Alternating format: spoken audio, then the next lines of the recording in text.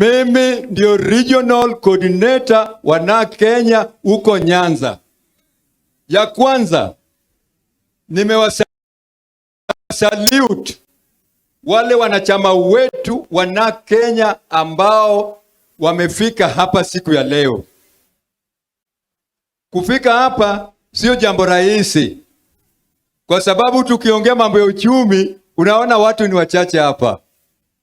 Watu hawangekuwa na uwezo wa kufika hapa. Wangekuwa na uwezo, wangekuwa na pesa mfukoni, vile nasikia watu wanasema hapa, wangefika hapa ingejaa. Lakini kwa sababu uchumi ni mbovu kwa nchi hii, imefanya watu wamefika wachache. Lakini wale ambapo wamefika, tumeshukuru. Ya pili, nimeshukuru wanachama wa NARC Kenya, wale ambao wamefika hapa tena siku ya leo. Hao ndio wamefanya hii PLP imekuwa. Wengi wetu wamefariki, wengi wetu wamewacha chama, lakini watu wachache tulikuwa tumebaki nao ndimefanya hii uzoezi ifanyike. Hapo ni ukweli kabisa. Ya pili, kuna jambo nataka niwaambie waongozi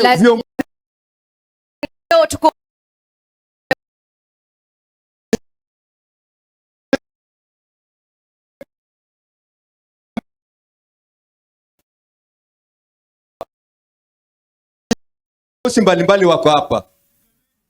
Jambo muhimu, nchi ya Kenya imezorota. Nchi ya Kenya imezorota kusema kweli. Basi hiyo ni Kiswahili nzuri, hata kuoza hata kuzorota. Kwa hiyo naona kuna viongozi hapa. Kuna Rigji hapa. Kuna Mheshimiwa Karua hapa. Kuna Mheshimiwa Kalonzo hapa. Kuna DAP hapa. Tunasema sisi ndio wanachama wenu. Tafadhalini musikosane, muungane, mutoe huyu mkijana huyu. Mutoe huyu kijana huyu asigoi huyu. Mnaona vile huyu kijana anaharibu nchi. Mheshimiwa Kalonzo, wewe uko hapo. Umeshaka kwa siasa kwa muda mrefu. Miaka 10 iliyopita ama miaka 20. Angalia vile uchumi ya Kenya ilikuwepo.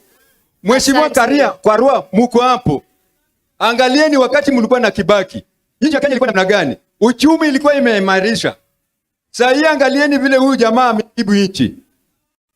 Kwa hiyo msianguke, hakikisha mmeunite na mtoe huyu kijana straight away. Asanteni. Kweli palipo na mzee